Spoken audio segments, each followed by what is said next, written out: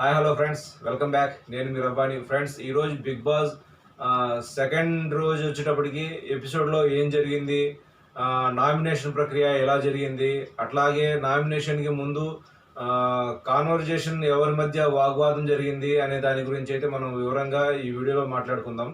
First వచ్చేటప్పటికి స్టార్టింగ్లోనే మనకు ఫస్ట్ రోజు చివరికి వచ్చేటప్పటికి సోనియా నిఖిల్ చీఫ్ సెలక్షన్ మీద అయితే వాగ్వాదం జరుగుతుంది. అది రెండో రోజు కూడా స్టార్టింగ్లో అయితే మనకు చూపించడం జరిగింది. అట్లాగే యష్మిని చీఫ్గా డిసైడ్ చేసిన తర్వాత కూడా చాలామంది ఆర్గ్యుమెంట్స్ అయితే మొదలు పెట్టడం జరిగింది. అంటే సోనియాని చూసి ఆర్గ్యుమెంట్స్ అయితే రేస్ చేయడం జరిగింది. అట్లా కాసేపు అయితే మనకు బాగా ల్యాగ్గా అనిపించింది, కావాలని చేస్తున్నట్టు అనిపించింది. అక్కడ సీన్ అయితే క్రియేట్ చేస్తున్నారని చెప్పి అనిపించింది. తర్వాత వచ్చి నాగమణి తర్వాత నిఖిల్ ఇద్దరు కూర్చొని మాట్లాడుకుంటూ ఉండగా నిఖిల్కు నాగమణి కొన్ని సూచనలు అయితే ఇవ్వడం జరిగింది. అంటే ఇప్పుడు ముగ్గురు చీఫ్స్ ఉన్నారు కదా, మీరు అంతా ఒక గ్రూప్ లాగా ఆడమాకండి, ఎవరి గేమ్ ఆడి ఇండివిజువల్గా ఆడండి అని చెప్పి అయితే సలహా అయితే ఇవ్వడం జరిగింది. అట్లాగే నాగమణి మాట్లాడుతూ నన్ను ఎవరు ఇంటి నుంచి బయటికి పంపించలేరు, ఎవరి తరం కాదు, నేనంతటా నేను అనుకుంటే అవుతుంది తప్ప ఎవరు నన్ను అయితే ఇంట్లో నుంచి బయటికి పంపించలేరు అనే స్ట్రాంగ్గా తన వాదన అయితే వినిపించడం జరిగింది. అట్లాగే నిఖిల్ కూడా సేమ్ టు సేమ్ నేనైతే ఎవరి మాట వినను, నా గేమ్ నేను ఇండివిజువల్గా ఆడతాను, పేరుకే చీఫ్లు కాకపోతే ఏంటంటే మా ఇండివిజువల్ గేమ్ ఎవరి తరహాలో వాడు ఆడడం జరుగుతుందని చెప్పేసి నాగమణికి చెప్పడం అయితే జరిగింది. అట్లాగే బేబక్క నిఖిల్ ఇద్దరు మాట్లాడుకుంటూ ఉండగా అఫ్రీది అక్కడికి రావడము, తర్వాత బేబక్కతో నాకు ఒక ఎగ్ కావాలి నేను తీసుకుంటానని చెప్పి అడగడము, ఆ ఎగ్ దగ్గర చాలా క్రియేట్ చేయడం అయితే జరిగింది. నిఖిల్ బేబక్క అందరి ముందు ఆ ఎగ్ గురించి కానీ మిల్క్ గురించి కానీ తర్వాత అఫ్రీది తీసుకుంటాడు అనే టాపిక్ అయితే తీసుకుంటాను అంటున్నాడు అని చెప్పి టాపిక్ అయితే అందరి ముందు రేజ్ చేయడం అయితే జరిగింది. అందరూ ఆ టాపిక్లో అయితే ఇండివిజువల్గా ఎవరు పడితే వాళ్ళు వెళ్ళి కుకింగ్ చేసుకోవడానికి లేదు, అందరికీ ఒకేసారి కుకింగ్ చేస్తాను అనే లెక్కలో అయితే బేబక్ అయితే చెప్పడం జరిగింది. అక్కడ వచ్చేటప్పటికి బేబక్క మీద కాస్త నెగిటివ్ ఫీలింగ్ అయితే రావడం జరిగింది కొంతమంది కంటెస్టెంట్లకు అయితే. ఎందుకంటే బేబక్క ఇక్కడ మనకు డామినేట్ చేస్తుంది అనే లెక్కలో వాళ్ళైతే అనుకోవడం అయితే కొంతమంది జరిగింది. అంటే ఎవరు పడితే వాళ్ళు కుకింగ్ ఏరియాలకు రావద్దు, ఎవరు పడితే వాళ్ళు కుకింగ్ చేసుకోవద్దు అని చెప్పి గట్టిగా స్ట్రాంగ్గా చెప్పడము అయితే బేబక్క జరిగింది. దాని తర్వాత నిఖిల్ వచ్చేటప్పటికి కిచెన్ సంబంధించిన పనులు బేబక్క అప్పచెప్పడము, తర్వాత బాత్రూమ్ క్లీనింగ్ ఒకళ్ళకు, తర్వాత మొత్తం క్లీనింగ్ సెక్షన్ ఒకళ్ళకు, ఇలా మన పనులు సపరేట్ చేసేటప్పుడు కూడా కాస్త వాగ్వాదం జరిగింది. సోనియా వచ్చేటప్పటికి నేనున్నాను అని చెప్పేసి ప్రతిదానికి అక్కడ కాస్త మళ్ళీ గొడవ చేయడానికి కాస్త చూసింది, కానీ కాస్త మరీ ఎక్కువ పోకుండా టాపిక్ అయితే డైవర్ట్ చేయడం అయితే జరిగింది. తర్వాత బిగ్ బాస్ అయితే నామినేషన్ అయితే మొదలు పెట్టడం జరిగింది. ఇక్కడ ముగ్గురు చీఫ్లను సేఫ్గా ప్రకటించడం, వారి నామినేట్ నుండి ఈ వారం అంతవరకు సేఫ్ అని చెప్పి డిక్లేర్ చేయడం అయితే జరిగింది. వారికి ముగ్గురికి 3 హారాలు అయితే ఇచ్చి సపరేట్ వారికి జడ్జ్ స్థానం అయితే ఇవ్వడం జరిగింది ముగ్గురికి.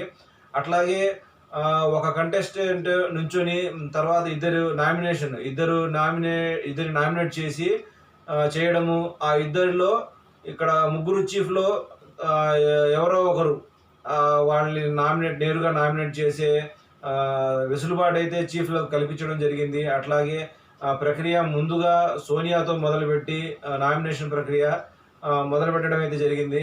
అలాగే సోనియా వచ్చేటప్పటికి బేబక్కను ప్రేరణను ఇద్దరిని అయితే నామినేట్ అయితే చేయడం జరిగింది.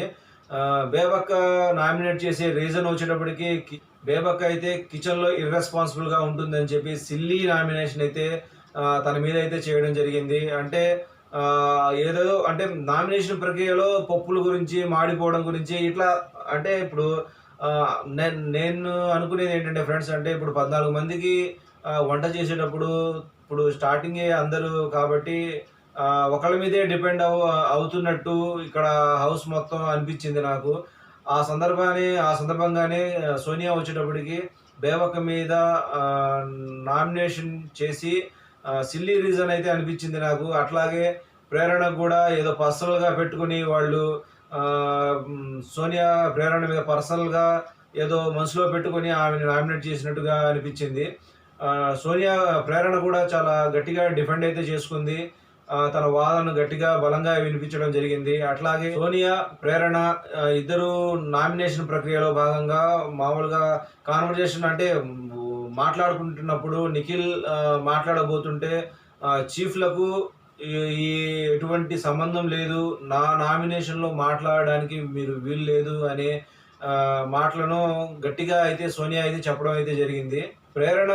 ప్రేరణ మీద నామినేషన్ చేసి సోనియా ఇచ్చిన రీజన్ వచ్చేటప్పటికి తాను బిగ్ బాస్ హౌస్కి పిక్నిక్ కోసం వచ్చిందని చెప్పి అందరితో జాలీగా ఎంజాయ్ చేయడానికి వచ్చింది అని చెప్పి చెప్పడము. తర్వాత వచ్చేటప్పటికి అందరి గేమ్ నువ్వే ఆడుతున్నావు, అందరి సలహాలు నువ్వే ఇస్తున్నావు, మొత్తం నీ గేమ్ నువ్వు ఆడుకోకుండా అని అయితే సలహాలు అయితే ఇవ్వడం జరిగింది. ప్రేరణ కూడా దాన్ని గట్టిగా డిపెండ్ చేసుకుంది. నాకైతే ప్రేరణ ఇచ్చిన రిప్లై అయితే జెన్యూన్గా అనిపించింది. తను కూడా గట్టిగా స్టాండ్ తీసుకుంది.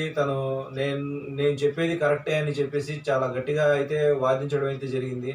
తర్వాత యష్మి వచ్చేటప్పటికి పరిగెత్తుకుంటూ వచ్చి కత్తిని అయితే తీయడం జరిగింది. అలా తీయడం వల్ల తనకు ఇద్దరు నామినేషన్లో ఒకరిని అయితే సెలెక్ట్ చేసే అధికారం అయితే రావడంతో బేబక్కని అయితే నామినేట్ చేయడం అయితే జరిగింది.